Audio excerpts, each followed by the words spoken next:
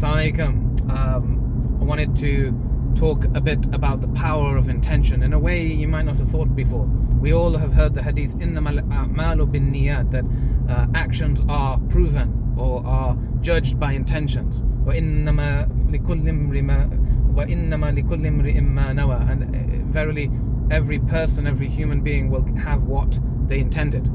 Now I want to give an analogy to something which we can all understand, which is schooling for our children versus homeschooling. Now, I've been a teacher for around 20 years, and in that time I've taught in variety of schools. I've taught in state schools, and private schools, Muslim schools, international schools. I've seen it all, including flexi schools, and I've tutored homeschoolers and people in schoolers and grammar schools, the whole lot, right? And there's a big debate: should we homeschool? Is homeschooling better? Is grammar school better? Is state school better? The honest truth is, all of them can work, right?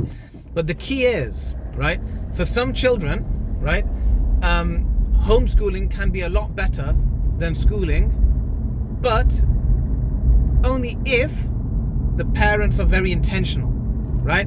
So I've seen homeschoolers where they will take the kids out of school and their only intention is maybe to protect them from perceived fitna in schools, but they have no structure, no plan, and so the kids completely, they don't progress at all, academically, socially, many different areas. But I've also seen homeschools where they've thrived, that because I've tutored children, for example, the parents were very intentional, had a really clear plan, and they were able to set it up as such. And because of tutoring, I've helped year 8 students at the age of 12, 13 pass their GCSEs with A star in year 8, right? Now don't flood me with inquiries, I don't do that anymore, right? I now help adults get A star in their lives, right? But so the point is, it's about intentionality, and this is what we mean by intentionality. That as a homeschooler, if you are a homeschooler listening to this, every single day when you've got your children there, you have to actually intend and say, well, what am I going to do with the kids today? You have to have that plan, right? And if you don't, well, what I used to say with my homeschooling students is that you got to compare yourself to kids at school. When they go to school, why do we send kids to school? Because it's a system. It's already in place. There's teachers there. There's curriculum there. That no matter what, no matter how bad it is, right? And it can be disorganized. It can be inefficient. Yes, there are 20, 30 other kids there. But there is a system in place that they're in lessons 4 or 5 hours a day, every day, 5 days a week. Multiply that by 32 weeks, whatever it is, right? You're going to progress whether you like it or not, right?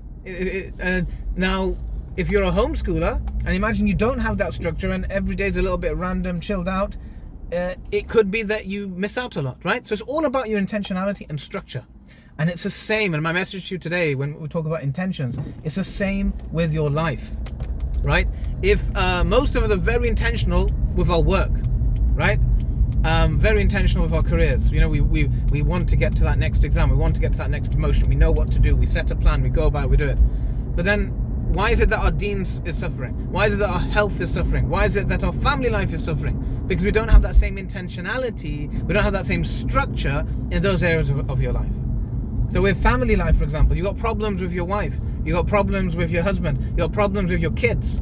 Are you doing anything about it? Are you bought a book? Are you reading about it? Are you making a plan? Are you getting coaching? Right?